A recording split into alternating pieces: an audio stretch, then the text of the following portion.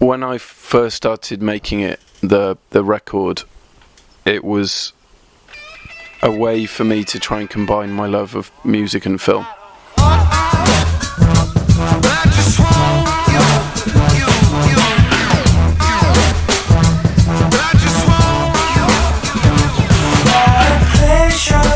Once the record was finished, a friend of mine asked if I was aware and if it was on purpose that it jumped around from genre to genre, and I was explaining to them that that was kind of the purpose of it in itself, was that it felt like a cassette mixtape you would make for someone. And they said, "Oh, I remember when I used to listen to cassette mixtapes, and you would play them until the ribbon breaks." Quite often we'll reach for very different types of visual inspiration, and sometimes that can be just to play a movie with the sound off. Documentaries are good, you just put them on and turn the sound off.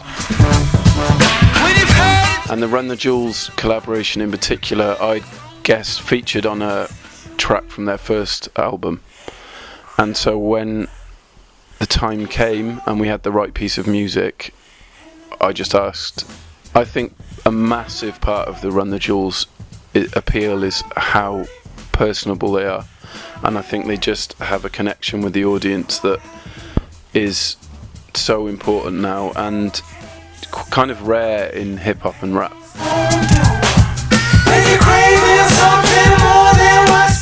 Favourite film composer is Thomas Newman.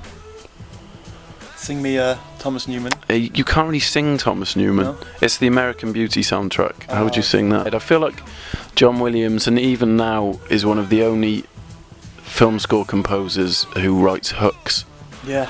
I would Jurassic say. Park. You know, if you say to someone, "How does Indiana Jones go?" Yeah. They can do it. How does Indiana Jones go? Jurassic Park? No, can't you? Yeah. Do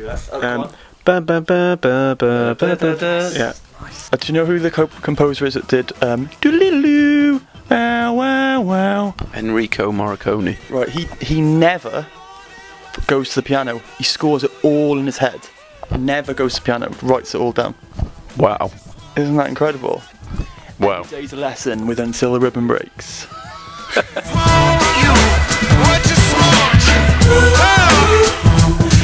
The choir from Glee singing Pressure or something would be amazing, because it would be so weird. Yeah, I don't think there's much we'd say no to.